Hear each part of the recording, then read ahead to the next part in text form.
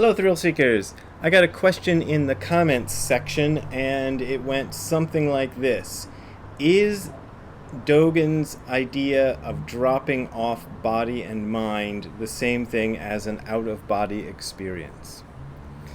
And the answer is no, but I can understand the confusion because we're using the same sort of words. So dropping off body and mind, if you dropped off body, I suppose that might sound like you're having an out-of-body experience, but that's not what he's talking about.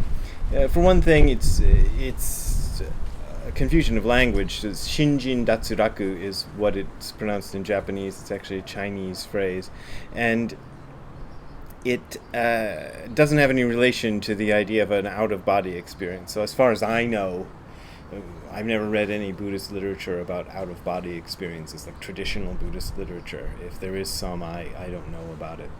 But that's not what Dogen is talking about, and that's not what he describes in any of his stuff. He doesn't describe any sort of experience of floating out of his body and having this out-of-body experience. Shinjin datsuraku, dropping off body and mind, my teacher had a funny way of explaining that, and here it is. He would say that in the human nervous system there is the sympathetic and parasympathetic nervous systems.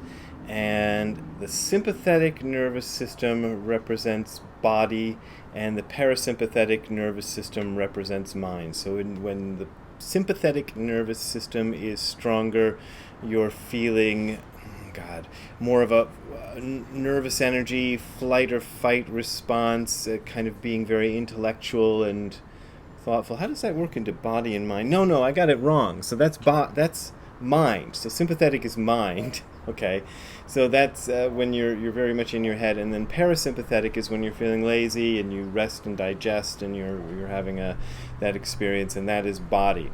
And so when the parasympathetic and sympathetic nervous systems are equal, that is dropping off body and mind, because you no longer have the experience of mind as being separate from body. That was Nishijima Roshi's explanation of dropping off body and mind that I heard who knows how many times. Did I hear it 20 times? Did I hear it 30, 50, 100 times? I don't know. A lot. He said it a lot. He was very fond of that explanation. I discovered early on in my career that I could not use that explanation. And the way I discovered this was when I was going through the editing process of my book Hardcore Zen. And in the editing, in the original version of Hardcore Zen was my basic attempt to try to explain Nishijima Roshi's idea of dropping off body and mind as related to the parasympathetic and sympathetic nervous systems. And I don't know how I wrote it. I wrote a few paragraphs on it and I put it in there. And then my editor got real upset about this. I mean, it seemed, I'm only talking to him on email, so it's hard to tell, but he seemed to be, that really irked him a lot, and he was kind of saying, if you're not a medical doctor, you can't talk about these things about nervous system, you have to, and I was going, okay, well, I'm not a medical doctor, so I'm not allowed to talk about the sympathetic and parasympathetic nervous system, so okay, I won't talk about it. I don't think you have to be a medical doctor to talk about the sympathetic and parasympathetic nervous systems, but, I guess in the world of Buddhist literature you have to be. I don't know. Go ask my editor what that was all about. He probably doesn't remember anyway. That was 20 years ago. Or I don't know, maybe close to 20 years ago. 2004, so not quite 20 years ago, but it was a while ago. So anyway, so I stopped using that explanation of dropping off body and mind.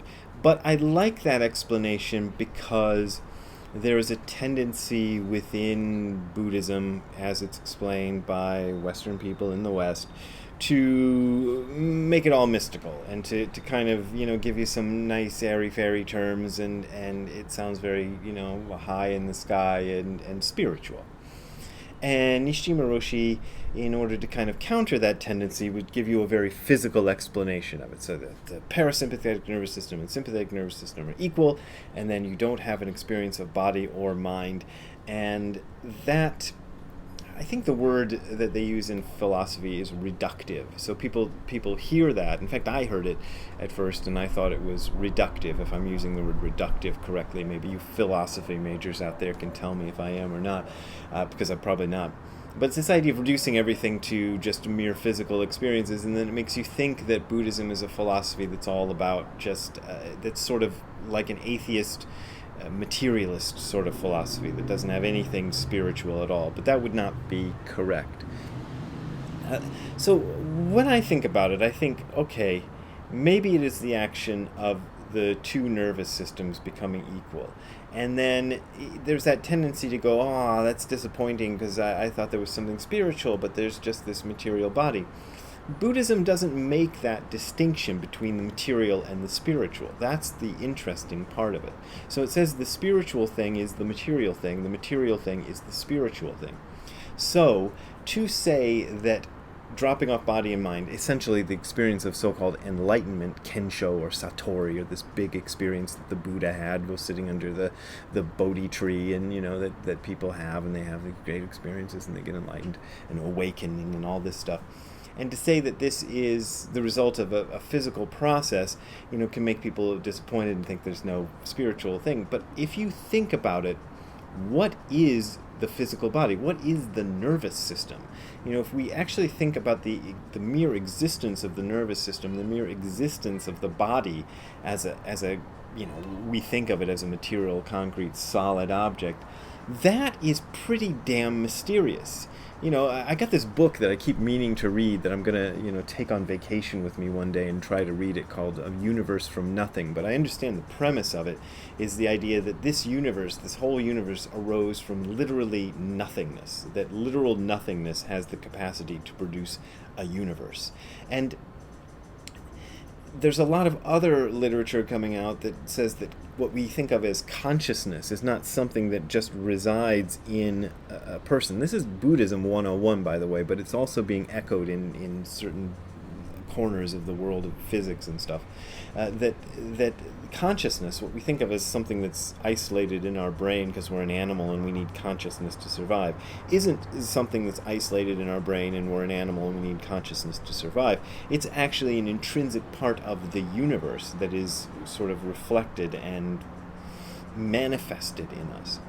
So dropping off body and mind means to have no more separation between body and mind, i.e. also no more separation between subject and object, between myself and the rest of the universe. So when Nishijima Roshi talks about the balance of the autonomic nervous system, he's also talking about that experience where there is no longer any difference between me, the subjective me in here, my experiential me, and the entire manifested universe, from here to Alpha Centauri and the Great Magellan Cloud and whatever the hell else is out there, I don't know, to the entire universe and beyond, as Buzz Lightyear would say. That, or just infinity and beyond, I think is what he says. Anyway, it's there is no difference between the me, subjective me, sitting here making this video, and infinity and beyond. That is what dropping off body and mind means. It's not an out-of-body experience where you leave the body and go have some experience somewhere else. It's the experience of integrating the body into everything and integrating the mind into everything. That's what Shinjin Datsuraku, that's what dropping off body and mind is about. So there you go. That's a short answer to a long question, or a long answer to a short question. I'm not sure which. If you want to support me making more long answers to short questions, you can send a donation to the URL you're seeing on the screen below. That is my only way of making a living, and I really appreciate your support, and thank you very much for your support. And if you don't feel like donating, you don't have to donate. You can just watch this for free, so don't bellyache about it. I get so annoyed when people bellyache about the fact that I have to ask for donations, because I hate having to ask for donations, but that's how I make my living. So I really appreciate those of you who support me. Thank you. Have a good time all the time. See you later. Bisels. Still inside, Ziggy? You want to come outside? All right.